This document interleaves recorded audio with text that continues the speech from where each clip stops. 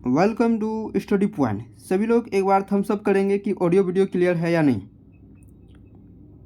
Okay, चलिए आज के इस वीडियो के माध्यम से हम लोग कवर करेंगे 8 मई के थर्ड शिफ्ट में आए हुए 25 प्रश्न को डिस्कस करेंगे, तो वीडियो के लास्ट तक बने रहेंगे। चलिए, आज का जो हमारा फर्स्ट सवाल आया था, सवाल यह था कि पूछा गया था कि भीमसेन जोशी का संबंध किससे संबंधित है। तो भीमसेन जोशी यह कर्नाटक राज्य से संबंधित। करेक्ट आंसर कर्नाटक हो जाता। कर्नाटक के गरक में 4 फरवरी 1922 ईस्वी में इसका जन्म हुआ था, भीमसेन जोशी का। पंडित भीमसेन जोशी किराना घराने से महत्वपूर्ण शास्त्रीय गायक थे। किस घराने से संबंधित? ये किराना घराने से संबंधित। पंडित भीमसेन जोशी कला और संस्कृत की दुनिया में छठे व्यक्ति थे जिन्हें देश में सर्वोच्च नागरिक सम्मान भारत रत्न से सम्मानित किया गया था।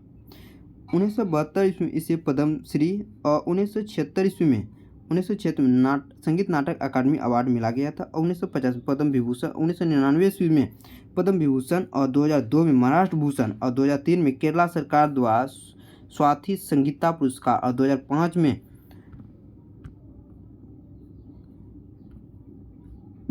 कर्नाटक सरकार द्वारा कर्नाटक रत्न पुरस्कार दिया गया। 2009 में भारत रत्न दिया गया और 2009 में दिल्ली सरकार द्वारा लाइफ टाइम अचीवमेंट अवार्ड दिया गया। तो सभी इम्पोर्टेंट फैक्ट को आप लोग याद रखेंगे।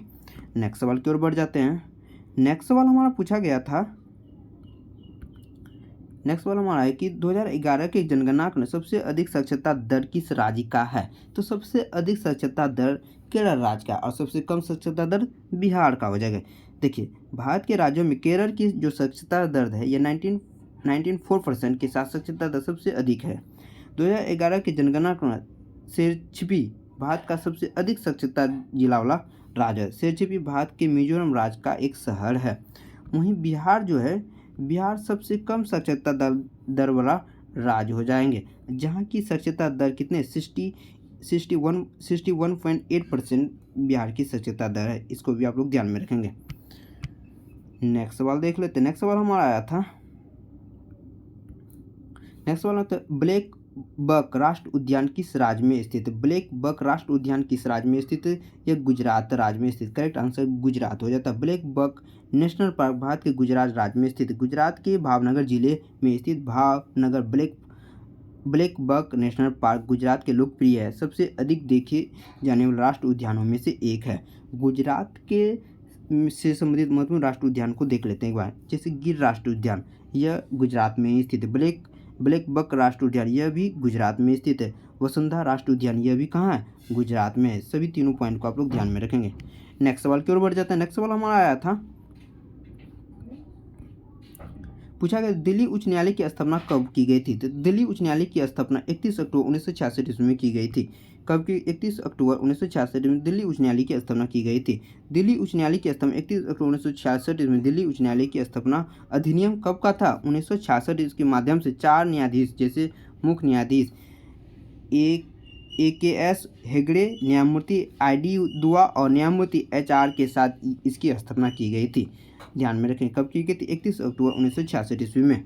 नेक्स्ट सवाल की ओर बढ़ते हैं। नेक्स्ट सवाल हमारा आया था, पंडित बिरजू महाराज से संबंधित था। 1966 ईस्वी में विभूषण से सम्मानित किस कथक नृत्य को मिला था?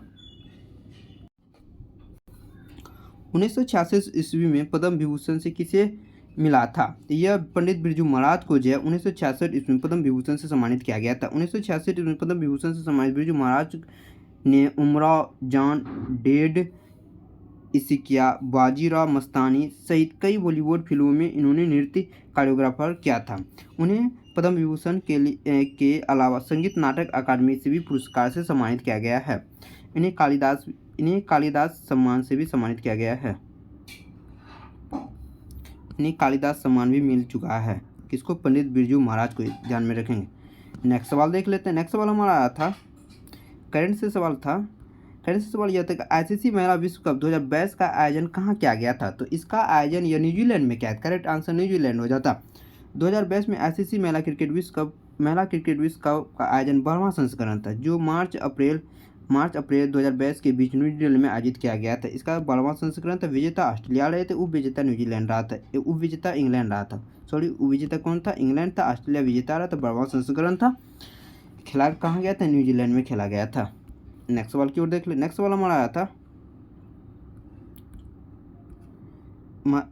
गांधी जी ने हरिजन सेवक संघ की स्थापना कब की थी? तो 1932 ईस्वी महात्मा गांधी ने हरिजन सेवक संघ की स्थापना की थी। राष्ट्रपिता महात्मा गांधी ने अखिल भारतीय हरिजन संघ, जिसे हरिजन संघ के नाम से जाना जाता है, 1932 में इसकी स्थापना की थी। 1933 में उन्होंने साप्ताहिक हरिजन पत्र, जिसे नामिक पत्रिका का प्रकाशन भी प्रारंभ किया था। अखिल भारतीय हरिजन महासंघ के संस्थापक कौन हो जाएंगे? महात्मा गांधी। और इसके जो अध्यक्ष बनाए गए थे, घनश्याम दास बिरला को इसका अध्यक्ष बनाया गया था। नेक्स्ट सवाल की ओर देख लेते। नेक्स्ट सवाल हमारा आया था, करंट से सवाल है कि भारत में प्रथम 5G सेवा कहाँ लॉन्च की गई थी? यह दिल्ली से लॉन्च की। कहाँ से की गई थी? दिल्ली से।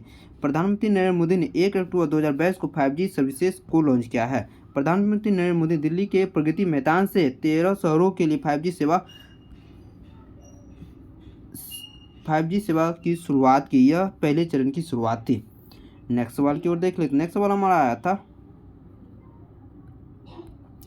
नेक्स्ट सवाल है तो भारत संविधान में वर्णित नीति निर्देशक तत्व की प्रेरणा किस देश के संविधान से ली गई थी? यह आयरलैंड के संविधान से नीति निर्देशक तत्व की प्रेरणा ली गई थी।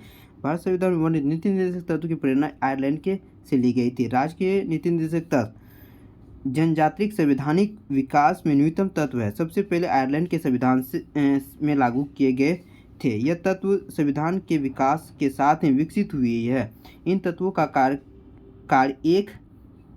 एक जन कल्याण राज्य की स्थापना करना था। अगर आपको हमारी वीडियो अच्छी लगे तो चैनल को लाइक और सब्सक्राइब करना ना भूलें। देखिए नेक्स्ट सवाल हम देख लेते हैं। नेक्स्ट सवाल हमारा आया था,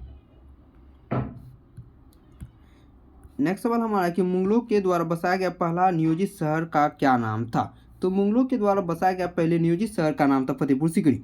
फतेहपुर सीकरी मुगलों के द्वारा पहला नियोजित शहर था, जिसे शानदार प्रशासनिक, आवासीय और धार्मिक भवनों के द्वारा चिन्हित किया गया था, जिसमें पहले सार्वजनिक भवनों, मस्जिदों और दरबारियों,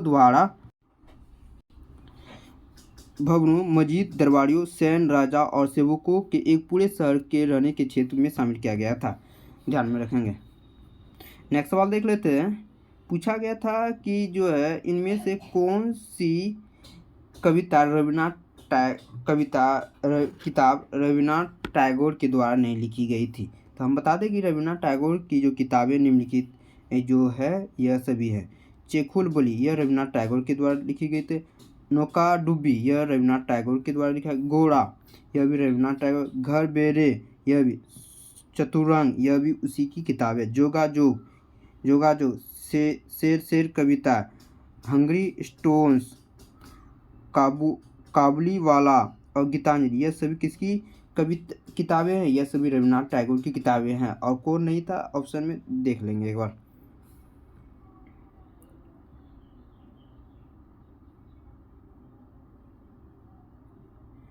नेक्स्ट सवाल देख लेते हैं कि 2011 की जनगणना में सबसे कम लिंग अनुपात वाला केंद्र शासित प्रदेश पूछा गया था। सबसे कम लिंग अनुपात वाला था हरियाणा, और केंद्र शासित में पूछा गया था यह दमनदीप हो जाएंगे। करेक्ट आंसर दमनदीप, जिसमें कि 618 हैं। जनगणना से सवाल हर शिफ्ट में बन रहे हैं। तो 2011 की जनगणना के अनुसार लिंग अनुपात 943 है। ध्यान में रखेंगे। 2011 की जनगणना के अनुसार सबसे कम लिंग अनुपात वाला राज्य यह हरियाणा हो जाएंगे। नेक्स्ट सवाल की ओर बढ़ जाते हैं। नेक्स्ट सवाल है कि अक्टूबर 2022 तक सबसे ज़्यादा ग्रैंड स्लैम जीतने वाले खिलाड़ी कौन हैं? तो राफेल नडाल जो हैं सबसे अधिक ग्रैंड स्लैम जीतने वाले खिलाड़ी हैं। राफेल नडाल जो स्पेन से संबंधित, इन्होंने कुल 22 स्वर्ण पदक जीते हैं। नोवाक जोकोविच 21 जीते, जो सर्बिया से रिलेटेड है, सर्बिया के खिलाड़ी है। और रोजर फेडरर जो स्विट्जरलैंड से बिलोंग करते हैं, इन्होंने 20 मेडल अपने नाम किए थे। तीनों को आप लोग अच्छे से याद कर लेंगे। नेक्स्ट सवाल देख लेते हैं। पूछा गया था हिस्ट्री से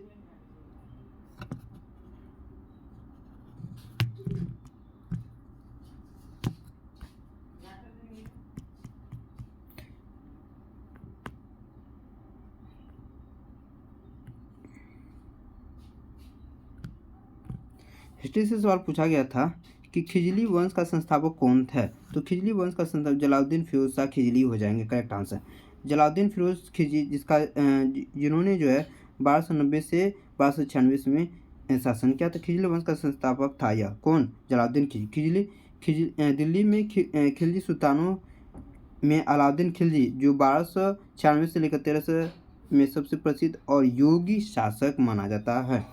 खिजली वंश का अंतिम शासक नसरुद्दीन खुसराव शाह था। खिजली वंश में कुल 5 शासकों ने शासन किया था। 5 मूल वंश जैसे गुलाम वंश हो गया। गुलाम वंश ने जो शासन किया 1206 से लेकर 1290। खिलजी वंश जो है 1290 से 1320 ईस्वी। तुगलक वंश 1320 से लेकर 1414 और सैयद वंश जो जिन्होंने जो शासन किया था 1414 से लेकर 1491 तथा लोधी वंश ने जो किया था 1451 से लेकर 1526 ईस्वी के बीच किया था। सभी इंपॉर्टेंट फैक्ट को आप लोग याद रखेंगे। नेक्स्ट सवाल देख लेते हैं। नेक्स्ट सवाल हमारा यह था कि लोकसभा सदस्यों का कार्यकाल कितने वर्ष का होता है? तो लोकसभा सदस्यों का कार्यकाल यह 5 वर्ष का होता है। लोकसभा के सदस्यों का कार्यकाल 5 वर्ष का होता है। या वे मंत्रिमंडल की सलाह पर राष्ट्रपति द्वारा सदन को भंग करने के जाने तक अपने पद पर बने रहते हैं। लोकसभा की सदस्यता में विपरीत राज्यसभा की सदस्यता के अस्थायी होते हैं। इसके 1/3 सदस्य हर 2 साल के बाद क्या होते हैं? सेवानिवृत्त हो जाते हैं। इसलिए प्रत्येक राज्य सदस्य का कार्यकाल 6 वर्ष का होता है। इसलिए प्रत्येक सदस्य का कार्यकाल कितने होता है? 6 वर्ष का होता है। तो पूछा जाता है अस्थायी सदन कौन सा है? तो राज्यसभा अस्थायी सदन था। और अस्थायी सदन कौन होता है? लोकसभा होती है। सभी महत्वपूर्ण फैक्ट को याद रखेंगे। एक अनुच्छेद करंट से सवाल आया था कि निम्नलिखित में कौन सा अनुच्छेद पति पत्नी के तलाक से संबंधित है? तो यह अनुच्छेद जो है 142 पति पत्नी से तलाक से संबंधित है। नेक्स्ट सवाल देख लेते हैं। नेक्स्ट सवाल हमारा तो प्रधानमंत्री नरेंद्र मोदी का निर्वाचन क्षेत्र पूछा था। तो प्रधानमंत्री का निर्वाचन क्षेत्र यूपी वाराणसी हो जाएंगे करेक्ट आंसर।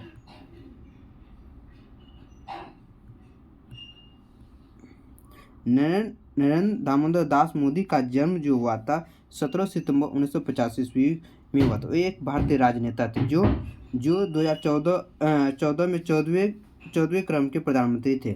मोदी 2001 से 14 तक गुजरात के मुख्यमंत्री रहे थे और वह वाराणसी से सांसद भी हैं।